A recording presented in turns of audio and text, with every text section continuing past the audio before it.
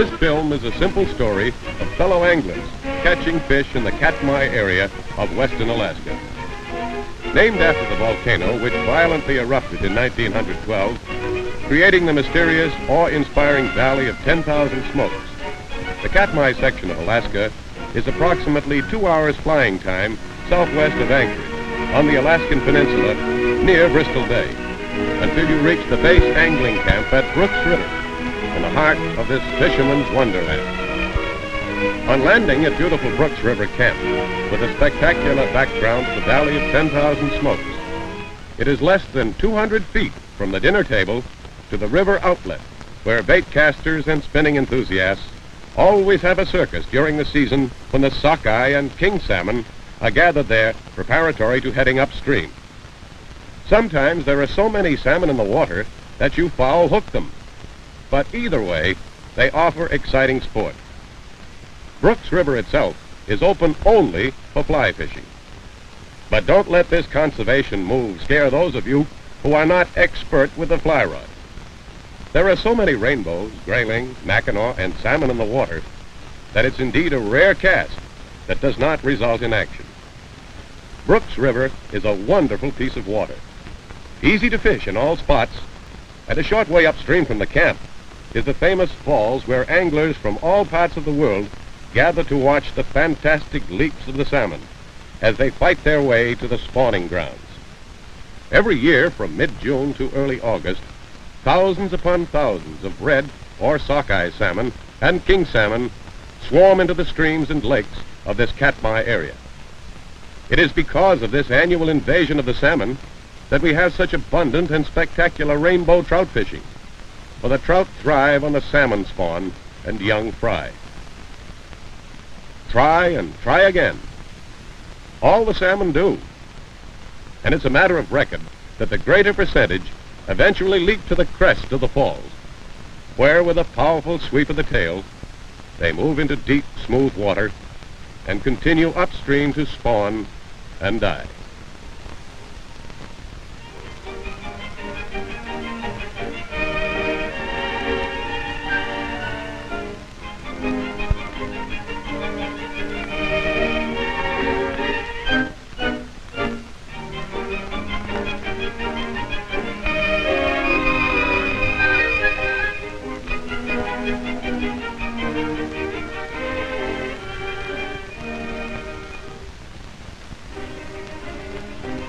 One of our guests this past season was the well-known master of ceremonies at the National Sportsman Show, lecturer and sportsman Chief Nadaba.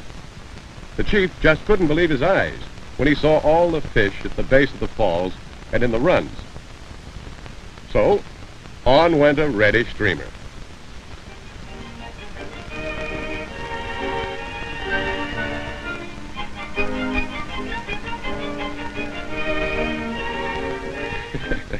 They call that one an Indian blessing.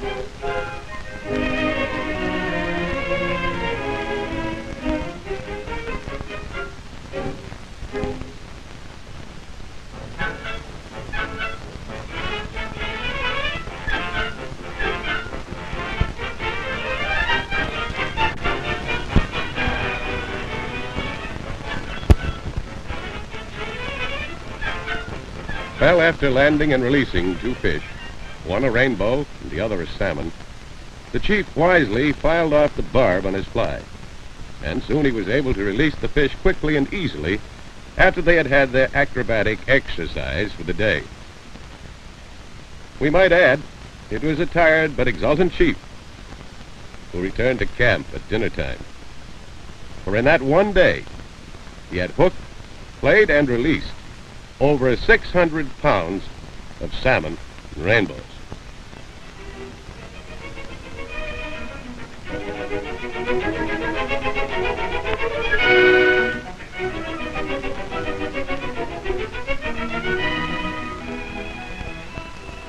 A short distance from Brooks is the Valley of 10,000 Smokes, a vast reminder of nature's might, with new eruptions of lava and gas dotting the valley floor of volcanic ash.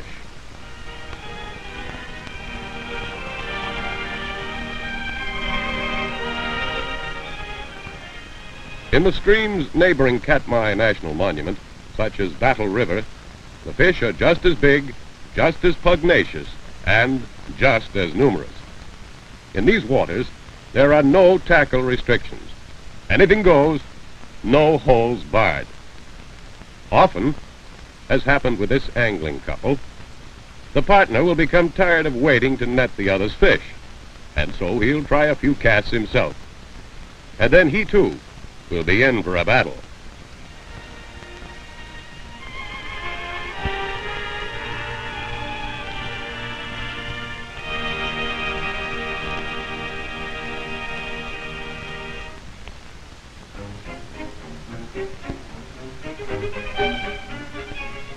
Sometimes there's no holding the fish in that particular section of the river. And then there's only one thing to do. Follow along, playing the fish all the way down or upstream, as the case may be.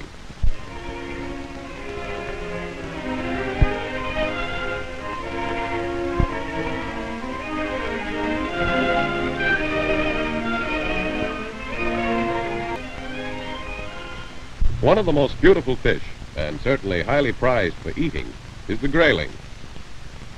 Unlike conditions in the States, where they have all but disappeared, in Alaska, the grayling are most plentiful.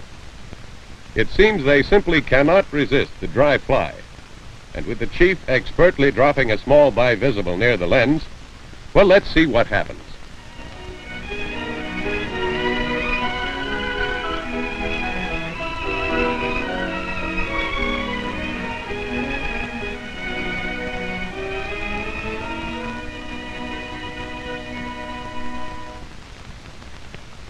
Wham!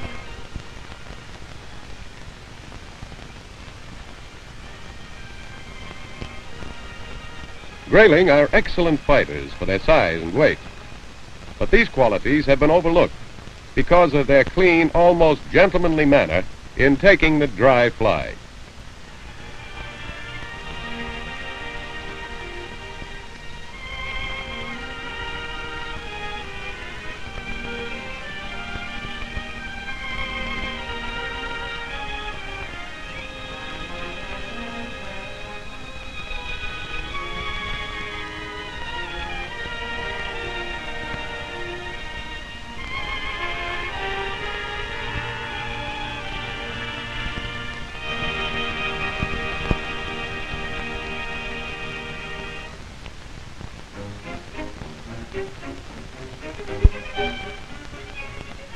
Standing amid wild roses on the bank of the stream, the chief tried all the dry flies in his kit, and the grayling, they liked every one of them.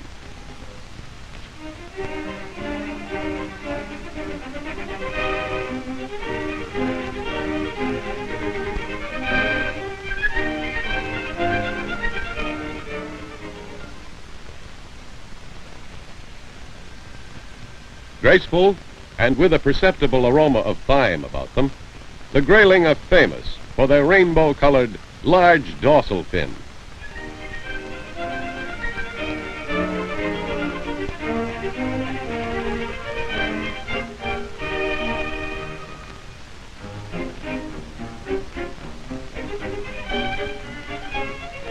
Leaving the chief in his grayling heaven, let's head to one of the most beautiful sections of the Katmai National Monument, the Colville Camp, on the point of land between Grosvenor and Colville Lakes.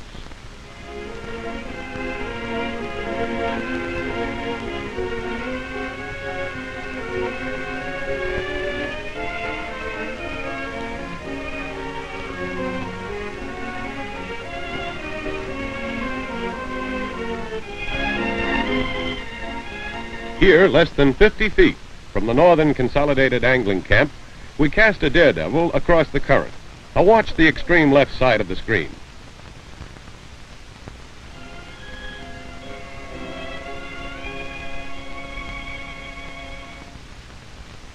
See the trout hit the lure?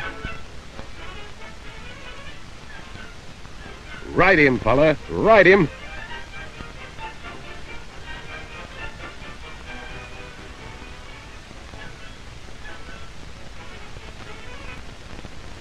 What do you say? Now, let's follow one all the way through. Here comes the daredevil.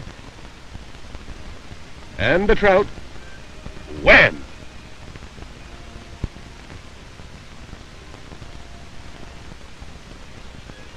Leaps and rushes all over the place.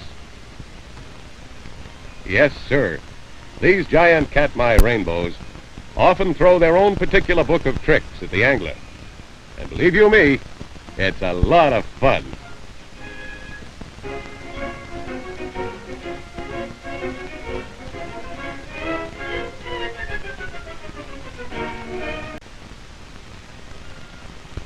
This is a katmai rainbow trout. And as we draw to the close of our simple report of the fishing in the Katmai area of western Alaska, may we remind you that this angler's paradise is actually only a matter of hours away from where you live. Visit this dreamland of all fishermen, Katmai, the angler's paradise. From the 1st of June through September, there's angling action awaiting you.